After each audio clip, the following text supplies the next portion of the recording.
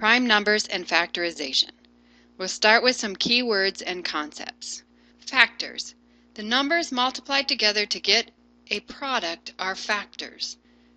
2 multiplied by 3 equals 6. 2 and 3, these are the factors. So that's what we say are factors. Another way to think of it is a factor can be evenly divided into another number. Remembering that evenly divided means that there's no remainder. So for instance, if we had 12 divided by 6, we know that that's 2. And so 2 and 6 are factors of 12. That's one way to think of factors. So we can think also of factorization of a number is a product of factors that equals the number. So let's look at factorizations of the number 36. We have 1 multiplied by 36 equals 36. 2 multiplied by 18 equals 36. 3 multiplied by 12 equals 36. These are all factorizations of the number 36. 4 multiplied by 9 equals 36. 6 multiplied by 6 equals 36. It doesn't just have to be two factors in the factorization, though. We could look at 2 multiplied by 2 multiplied by 9, that still is 36, and 3 multiplied by 2 multiplied by 2 multiplied by 3 equals 36, probably. But those are all factorizations of the number 36. We can also say then that all of the factors of 36 are 1, 2, 3, 4, 6, 9, 12, 18, and 36. Those are all factors of 36. A number is divisible by another number if their quotient leaves no remainder. So 12 divided by 6 equals 2. That's the same as 12. 12 is divisible by 6, and 12 is divisible by 2. Divisibility rules. We have some rules, and these rules work for all cases. As long as they follow the rule, then we find that a number is divisible by what we're looking at here. So for instance, for the first rule here, a whole number is divisible by 2 if the ones place digit is 0, 2, 4, 6, or 8. Those are even numbers. So if the ones place has an even number, then we know that that number is divisible by 2. So 7,436,272. We know that to be divisible by 2 because there is a even number 2 in the ones place. So that is the divisibility rule for the number 2. So the divisibility for 2. All right, looking at the next one.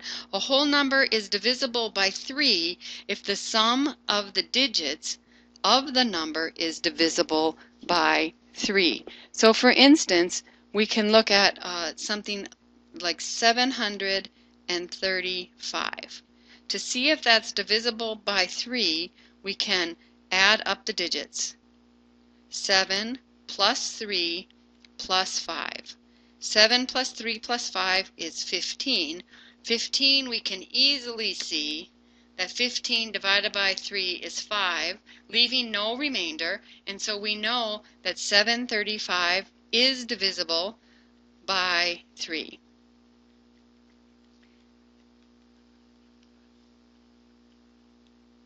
So that's the divisibility rule for the number 3. If a whole number is divisible by 4 if the digits in the tens and the ones place together are divisible by 4. So for instance, the number 1,312, because we have 12 in the tens and the ones place, and we know 12 is divisible by 4, we know that this number is divisible by 4. That's the divisibility rule for the number 4. All right, what about the number 5? A whole number is divisible by 5 if the ones place digit is 0 or 5. As long as, no matter how big this is, 3,422,730, we know that's divisible by 5 because it has a 0 in the ones place. Or if we even have something 725, we know that's divisible by 5 because it has a 5 in the ones place. So that's the divisibility rule for the number 5. It's a 0 or a 1 in the ones place. And the last one we have is a whole number is divisible by 10 if in the ones place the digit is 0. In our last example, 3,422,730, that would also be divisible by 10 because it ends in a 0.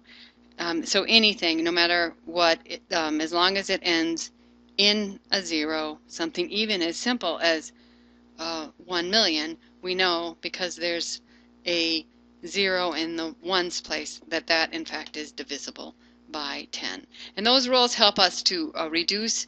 When we're reducing fractions in the next section, that will really help us, knowing those divisibility rules. And when we're also trying to find prime factors, divisibility rules will help us. Okay, some more concepts that we need to go over. A prime number is a whole number greater than 1 that has exactly 2 factors, 1 and itself. So some of the prime factors that we know are 2, 3, 5, 7, 11, 13, 17, 19.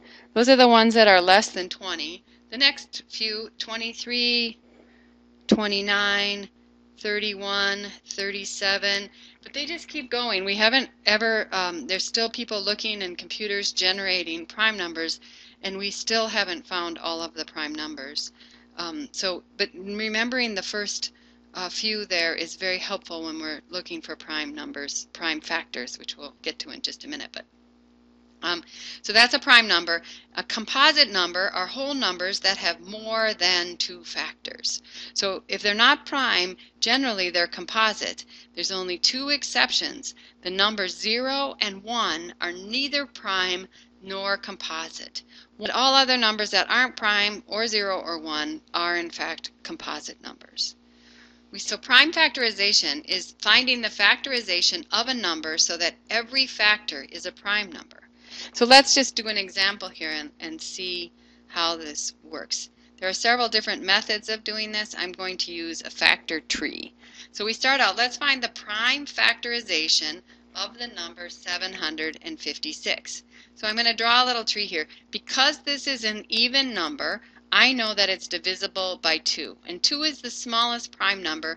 2 is a factor, and then I'm going to divide 756 by 2 to get 378. Now 378 again ends in an even number. It's an even number because the ones place has an even number. So I know again that 2 is a prime factor of 378. So I'm going to take 378 and divide it by 2, and I'll get 189. 189 is not prime, but I wonder if I add my digits together, 1 plus 8 plus 9, well, that is in fact 18, and 18 is divisible by 3, so 189 will be divisible by 3. So I know that 3 is a prime factor of the 756 because it's a factor of 189. So 3 into 189 would be 63. And 63, 6 plus 3 is 9, so I know 3 is a factor of this also. So 3 into 63 divided by 3 would be 21. And 21 I know is also divisible by 3, 3 and 7. And 7 is prime. So there we go. We have found the prime factorization of 757. And we will write it like this. 2 multiplied by 2 multiplied by 3 multiplied by 3 multiplied by 3 multiplied by 7 equals 756. That's the prime factorization. We can also write this as 2 squared multiplied by 3 cubed multiplied by 7 equals 756. So there we have it. The prime factorization of 756 is 2 squared multiplied by 3 cubed multiplied by 7 equals 756.